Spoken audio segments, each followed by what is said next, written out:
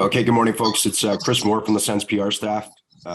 Pleased to be joined by Senators General Manager Pierre Dorion this morning. Thank you for joining us. I know many of you are familiar with the Zoom functions, so please use the raised hand setting to notify us of a question and we'll get to you. First question this morning is from Post Media's Bruce Garrioch. Morning, Pierre. Just wondering. Good morning, Bruce.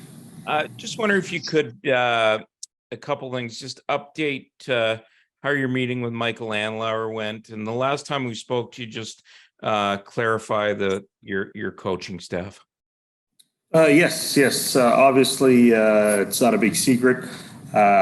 Through this wholesale process, had a few meetings with Michael. We followed up with a few texts after the fact. I met with Michael last week in Ottawa for a big part of the day. It went very well. I think he's very excited to be the future owner of this team. It's exciting for us in hockey because we're dealing with someone that has a passion for the game. We've followed up with multiple calls since then. It went very well. I think he's aware of our plan. He's aware of what we're trying to do here. And I think it bodes well for our fan and the organization moving forward. As far as your second question, I made a recommendation to the board a little while back. And obviously I consulted with Michael. DJ Smith and his staff will be back next year. In dealing with Michael, he said that the general manager runs the hockey operations and he decides the coach, and my recommendation was for DJ and his staff to be back next year. Just one last thing for me. How are your trade discussions? There's been an awful lot of talk about Alex DeBrincat, and just wondering where that is at. Thank you, Pierre. Okay, on Alex, obviously we liked Alex when we traded for him. Obviously, pretty much from training camp last year, we approached their camp about signing an extension. They wanted to see how Ottawa was at the end of the year. Their camp indicated to us that free agency only come once, probably for Alex in his career, and they weren't ready to sign long-term with us. At that point in time, we decided to go to, obviously, club elect arbitration just to protect ourselves. And right now we're talking to teams about possibly moving him. He hasn't asked for a trade, but at the same time, we have to do what's best for the organization. And if he's not willing to sign a long-term contract with us, I think it's our duty to do what's best for us at this point in time. Wayne Scanlan from sportsnet.ca is next. Good morning, Pierre. Good morning, Wayne. Just wondered how much trade talk is going around Nashville, and I guess the question is, how important is it to you, or is it, to move up in the draft and possibly get a first rounder here? Well, I don't think that's going to happen, Wayne. In all possible scenarios that we've talked about, we're a team that's had multiple first rounders for many years. Last year was the first time in a long time that we didn't have a first rounder under my tenure, as whether it was as GM, assistant GM, director of personnel, chief amateur scout. We've had many years where we've had a lot of picks. And this year, in my personal evaluation of scouting and watching a lot of these players play, whether it was through the prospect game or going out and scouting when we had breaks, we just felt that if there was a year that not to have a first rounder, this could be the year not to have one. So at that point in time, I don't see us, I think there's always a possibility of a second rounder coming into play or a third rounder coming into play, but I don't see us moving up to the first round this year. And just, I guess, the question about how much trade talk is going on, and is it starting to build as we get closer to the draft? Yeah, I think the last few weeks, last 10 or 14 days, there's been tremendous trade talk. Ever since I got here, sometimes I just want 5 or 10 minutes for myself, and the phone rings and you're bumping into a lot of people, and you're bumping into general managers and agents, and there's a lot of trade talk going on right now on multiple players. Murray Pam is up next, Pierre. Hello, Pierre. Hello, Murray. Hey, Are you able to discuss your restricted free agents and who's being qualified and who has not at this point? Yeah, we haven't submitted the papers.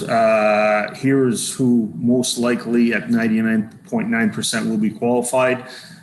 Shane Pinto, Eric Brandstrom, Igor Sokolov, Jacob Bernard Docker. Obviously, Alex DeBrincat is club elect, which we've already done. Not qualified will be Julian Gauthier, Dylan Gambrell, Victor Lodine, Jonathan Aspero, Larson, Dylan Ferguson, and Mandelays will be qualified also. Sorry if I jumped over that one. I apologize. Thank you. Next, we'll go to Claire at TSN. Hey, Pierre, how's it going? Good. How about yourself?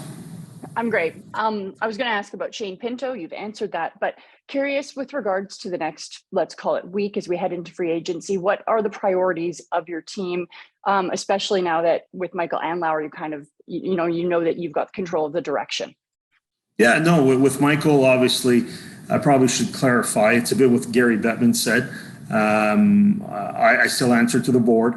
I still go through the same process, whether it's trade, free agency, and anything. But I have consulted and have multiple calls with Michael on multiple subjects. The only thing I can't talk to Michael about is anything relating to Montreal Canadiens.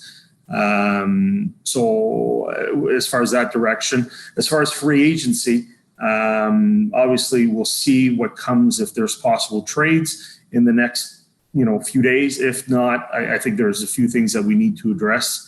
We're having pro scouting meetings today and amateur scouting meetings. Obviously, we're doing some few player interviews, but I think the next few days of possible trades will dictate what we need and what we don't need when it comes to free agency. Next, Pierre, we'll go to Marc Brassard at Ottawa. Oui, salut Pierre. Juste curieux pour l'année dernière, tu as frappé un grand coup le 1er juillet avec Claude Giroux. Est-ce que c'est encore quelque chose que tu reconsidères pour le 1er juillet cette année?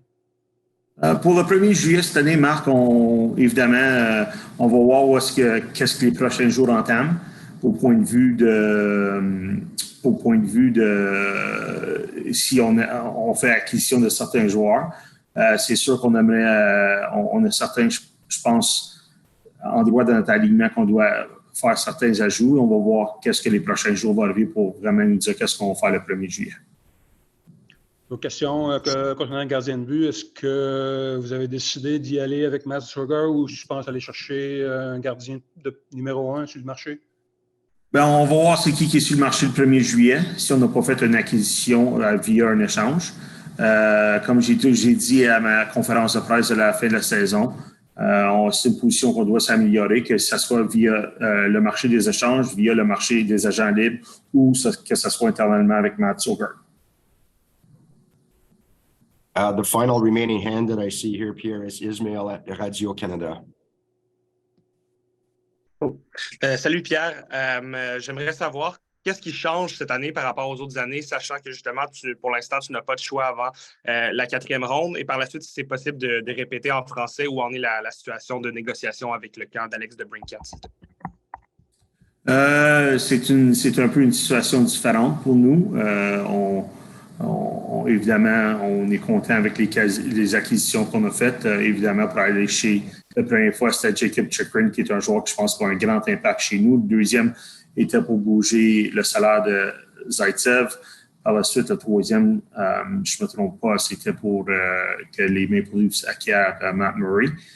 Donc, c'est la première fois que notre équipe, on n'a pas un choix dans les 3 premières rondes, mais au cours des 10-15 dernières années, on a eu plusieurs saisons, on a eu plusieurs choix au premier tour, au deuxième tour, plusieurs choix au total. Donc, on s'est dit que si c'était une année qu'on n'était pas pour avoir des choix, c'était peut-être l'année à le faire. Puis, concernant Alex DeBrincat, à la fin de la dernière saison, il nous a indiqué qu'il n'était pas prêt à signer à long terme avec nous.